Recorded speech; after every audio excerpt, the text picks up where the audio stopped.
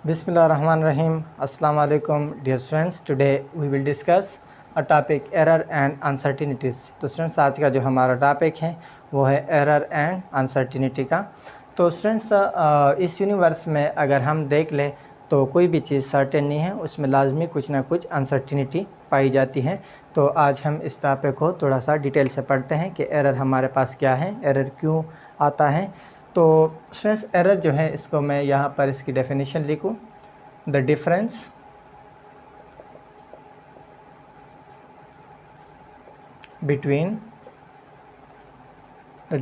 Between actual value and measured value.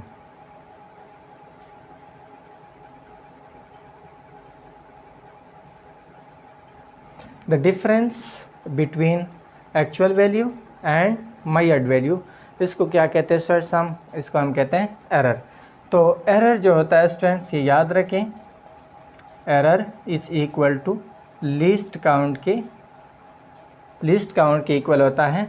तो अगर हम वर्नियर कैलिपर के केस में लीस्ट काउंट देखें तो वो हमारे पास इक्वल हैं 0.01 सेंटीमीटर के, और अगर हम स्क्रू गेज के केस में देखें तो स्क्रू गेज के केस में हमारे पास इक्वल हैं 0.001 सेंटीमीटर के, और अगर हम मीटर राड के केस में देखें तो उस केस में हमारे पास इक्वल है 0.1 सेंटीमीटर के। तो ये हमारे पास एरर आते हैं उस सिस्टम में, यानी वो सिस्टम अगर वर्नियर कैलिपर का है तो वो 0.01 सेंटीमीटर का उसमें एरर होगा, अगर वो स्क्रू गेज है तो उसमें 0.001 सेंटीमीटर का एरर होगा, और जो मीटर रॉड है उसमें 0.1 सेंटीमीटर तक का क्या होता है, एरर। तो मैंने यहाँ पर बात की the difference between actual value and measured value. तो अगर मैं इसको यूँ एक्सप्रेस करूँ कि E इज़ इक्वल टू, यानी error is equal to x minus X I. तो ये हमारे पास जो x है ये क्या है, ये है हमारे पास एक्चुअल वैल्यू। मैं एग्जांपल देता हूँ आपको, फिर और भी समझ आ जाएगी। एक्चुअल वैल्यू को हम ट्रू वैल्यू भी कहते हैं, आर ट्रू वैल्यू। और एक्स आई जो हमारे पास है ये क्या है, ये measured वैल्यू है। ये हमारे पास क्या है, measured वैल्यू। ये एक्चुअल वैल्यू x, और जो आपके पास एक्स आई है ये क्या है, measured वैल्यू। फॉर एग्ज़ाम्पल हम यहाँ पर कंसिडर करें कि जो ग्रेविटी की वैल्यू है वो हमें पता है कितनी है, 9.8 मीटर पर सेकंड स्क्वायर। लेकिन एक स्टूडेंट है जो कहता है कि मैं ग्रेविटी के वैल्यू के लिए एक्सपेरिमेंट करता हूँ, तो उसके पास लेट से ग्रेविटी की वैल्यू आ गई 9 लेट से हम कंसिडर करें उसके पास 6 आ गई, 9.6 मीटर पर सेकंड स्क्वायर। तो ये हमारे पास कौन सी वैल्यू होगी, ये हमें पता है ये हमारे पास होगी एक्चुअल वैल्यू। ये हमारे पास कौन सी वैल्यू है, ये हमारे पास एक्चुअल वैल्यू है, और ये उसने मेजर की तो ये हमारे पास है measured वैल्यू। तो अगर इसका हम यहाँ पर इस फार्मूले के थ्रू डिफरेंस देखें तो हमारे पास जो एरर होगा, एरर वो इक्वल होगा एक्स जो कि एक्चुअल वैल्यू है वो कितनी है, 9.8 मीटर पर सेकंड स्क्वायर, यानी 9.8 माइनस क्या हो जाएगा, जो measured वैल्यू है वो कितनी है, 9.6। तो अगर इसका हम डिफरेंस देख लें तो E इज़ इक्वल टू आपके पास आ रहा है 0.2। तो ये हमारे पास इस केस में क्या आ गया, एरर। जो हमने एग्ज़ाम्पल ली हमने ग्रेविटी के केस में, दोबारा से मैं थोड़ा सा उसको एक्सप्लेन करता चलूँ कि जो एरर है वो हमारे पास है the difference between actual value and measured value. तो उसको हम कैसे डिनोट करते हैं, इसको x से डिनोट करते हैं एक्चुअल वैल्यू को या ट्रू वैल्यू को, और दूसरी जो वैल्यू है उसको हम measured वैल्यू को xi से। तो मैंने आप लोगों को एग्जांपल दी कि जो ट्रू वैल्यू है हमारे पास ग्रेविटी की वो क्या है, 9.8 मीटर पर सेकंड स्क्वायर। लेकिन एक स्टूडेंट है जो कहना चाहता है कि मैं इसका एक्सपेरिमेंट करना चाहता हूं, तो उसके पास जो वैल्यू आई एक्सपेरिमेंट के बाद वो 9.6 मीटर पर सेकंड स्क्वायर आई। तो हमारे पास एक्चुअल वैल्यू ये है, और ये कौन सी वैल्यू है, ये है measured वैल्यू। तो हमारे पास एरर क्या होगा, इन दोनों में जो एरर होगा वो इक्वल होगा difference between actual value and measured value. तो इनका जब हम डिफरेंस लेते हैं तो इस केस में जो मैंने आपको एग्जांपल दी तो हमारे पास एरर कितना आ गया, 0.2। 0.2 हमारे पास इसका एरर आ गया है। तो यही जो एरर है ये इक्वल होता है लीस्ट काउंट के। तो यहाँ पर अगर कोई इंस्ट्रूमेंट जिससे फाइंड करना चाहते हैं, अगर वो उसी का एरर फिक्स आ रहा है 0.2 में, वैसे जनरल एग्जांपल दर अगर फिक्स 0.2 एरर ही आ रहा है तो वो इक्वल होगा उस इंस्ट्रूमेंट का, कहलाएगा लीस्ट काउंट। तो इस तरह जो वर्नियर कैलिपर का लीस्ट काउंट है वो है 0.01 सेंटीमीटर, यानी इसमें जो एरर होता है वो कितना होता है 0.01 सेंटीमीटर का। और स्क्रू गेज में हमारे पास है 0.001 सेंटीमीटर, और जो मीटर राड है उस केस में है 0.1 सेंटीमीटर। ये उनके साथ फिक्स हैं एरर के केस में। तो ये तो था एरर। और अनसर्टिनिटी क्या है कि इसी एरर की जब क्वांटिफिकेशन की जाती है, मायार उसका फाइंड किया जाता है, तो उसको हम कहते हैं अनसर्टिनिटीज़। और वैसे भी जो यूनिवर्स में कोई भी चीज़ सर्टेन नहीं है, लाजमी उसमें कुछ ना कुछ अनसर्टिनिटी होती है, और वही अनसर्टिनिटी पर हमारे पास एरर उस केस में आ जाती है। तो अब हम आते हैं कि एरर अकर क्यों होता है, एरर अकरेंस की वजह क्या है। उम्मीद है कि जो इसका बेसिक कंसेप्ट था आप लोगों को इसकी समझ आ गई होगी। अब हम आते हैं कि ये एरर जो है ये अकर क्यों होता है, why error occur. Error occur क्यों होता है, तो ये जो एरर हमारे पास अकर होता है ये negligence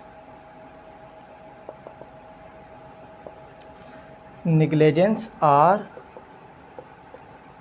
inexperience of a person, या नंबर 2 जो इसकी वजह है वो क्या है, faulty apparatus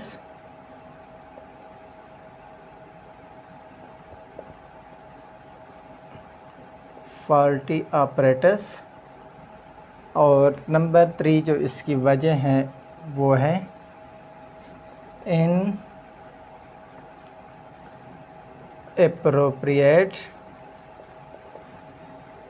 inappropriate method or technique।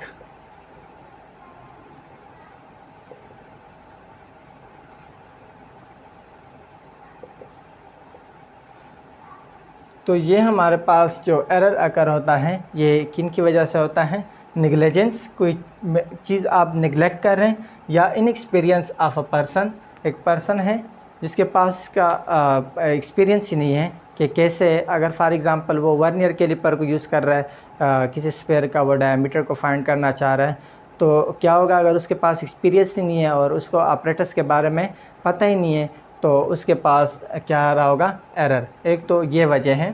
दूसरी वजह यह है कि फॉल्टी ऑपरेटर्स के ऑपरेटर्स जो है वो आप किस मटेरियल का यूज़ कर रहे हैं, आप उसकी अगर पुअर कैलिब्रेशन करते हैं या ऑपरेटर्स आपके पास ठीक नहीं है, कोई ऐसा मटेरियल है जिसमें एरर बहुत ज़्यादा हो, तो ऑपरेटर्स भी बहुत ज़्यादा फ़र्क डालता है किसके ऊपर, एरर के ऊपर। अगर निग्लिजेंस कोई शख्स करे या इनएक्सपीरियंस पर्सन हो तो उसकी वजह से एरर अकर होता है, फॉल्टी ऑपरेटर्स यूज़ करे तो उसकी वजह से भी एरर अकर होता है। इसके अलावा इनएप्रोप्रिएट मेथड और टेक्निक, तो हर चीज़ को फाइंड करने के लिए उसके अपने कुछ रूल्स होते हैं, उसके कुछ अपने रूल्स एंड रेगुलेशन होते हैं, अगर आप उसको फॉलो नहीं करते तो उसकी वजह से भी क्या आ रहा होता है, एरर।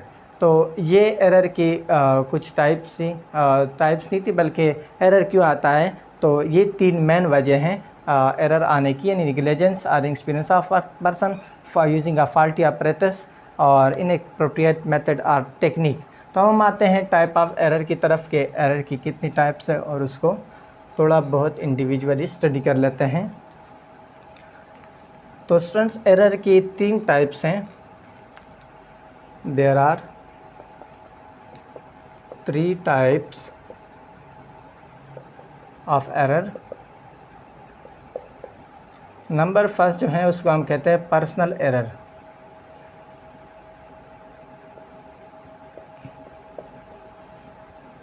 और नंबर 2 जो है उसको हम कहते हैं सिस्टमेटिक एरर।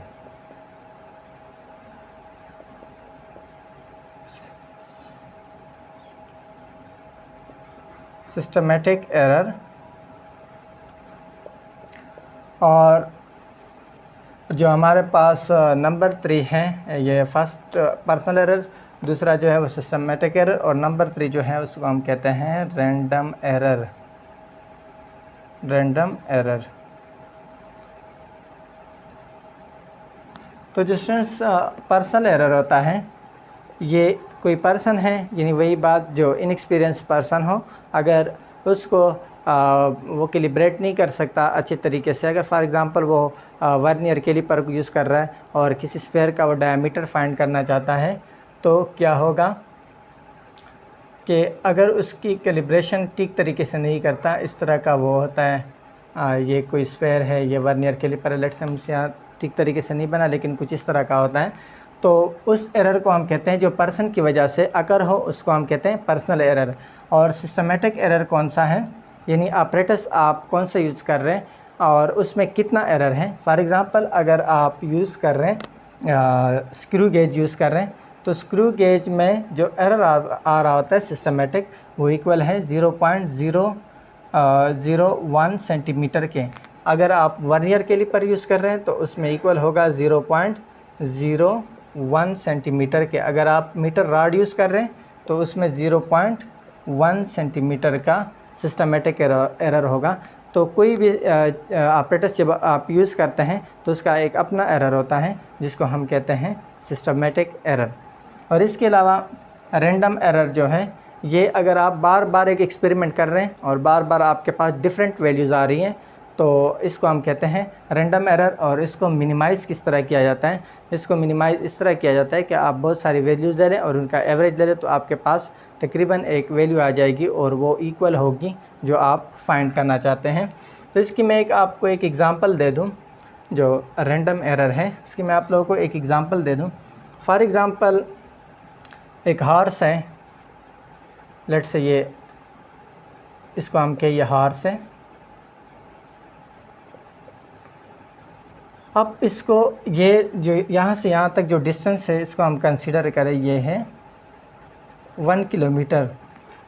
अब जब ये इसको रन करेंगे, ये जब भागेगा आएगा 1 किलोमीटर डिस्टेंस कवर करेगा। हम कंसीडर करें इसने उस वक्त टाइम लिया, फॉर एग्ज़ाम्पल हम कंसीडर करें 57 सेकंड उसने लिए। फिर दोबारा आप उसको यहाँ तक ले आए और दोबारा उसको इस पॉइंट तक ले आए, यानी पॉइंट ए से पॉइंट बी तक दोबारा आप उसको दौड़ाएं, तो क्या होगा, वो t is equal to, let's say उसने थोड़ा सा कम टाइम ले लिया, 56 सेकंड ले लिए, और फिर दोबारा उसी को आप यहाँ इस पॉइंट के शुरू के पॉइंट पर ले आए, दोबारा यही 1 किलोमीटर डिस्टेंस उससे कवर करवाएं, तो ये तकरीबन उस वक्त फॉर एग्ज़ाम्पल उसने 55 सेकंड ले लिए। तो देखें सेम ही इन्वायरमेंट है, सेम कंडीशन है, सेम हॉर्स है, सेम कंडीशन, सेम डिस्टेंस, सब कुछ सेम है, लेकिन फिर भी आपके पास जो टाइम की वैल्यू है वो डिफरेंट आ रही है। तो इसको मिनिमाइज़ करने के लिए फिर इसका क्या लिया जाता है, इसका एवरेज लिया जाता है। तो रैंडम एरर एक ऐसे, यानी इन्वायरमेंट भी सेम हो, उसके लिए सब कुछ सेम हो, कंडीशन भी सेम हो, लेकिन पता नहीं चलता कि कहाँ से इसका एरर आ रहा है। तो इस तरह एरर को हम कहते हैं रैंडम एरर। और उसको मिनिमाइज़ कैसे किया जाता है, उसका एवरेज लिया जाता है। तो ये था स्टूडेंट्स आज का हमारा टॉपिक। उम्मीद है कि आप लोगों को इस टॉपिक के बारे में जो कॉन्सेप्ट है वो क्लियर हो जाए। फिर भी अगर आपको कोई प्रॉब्लम हो तो आप कमेंट बॉक्स में क्वेश्चन कर सकते हैं। सो नेक्स्ट टॉपिक के लिए, तब तक के लिए अल्लाह हाफ़िज़।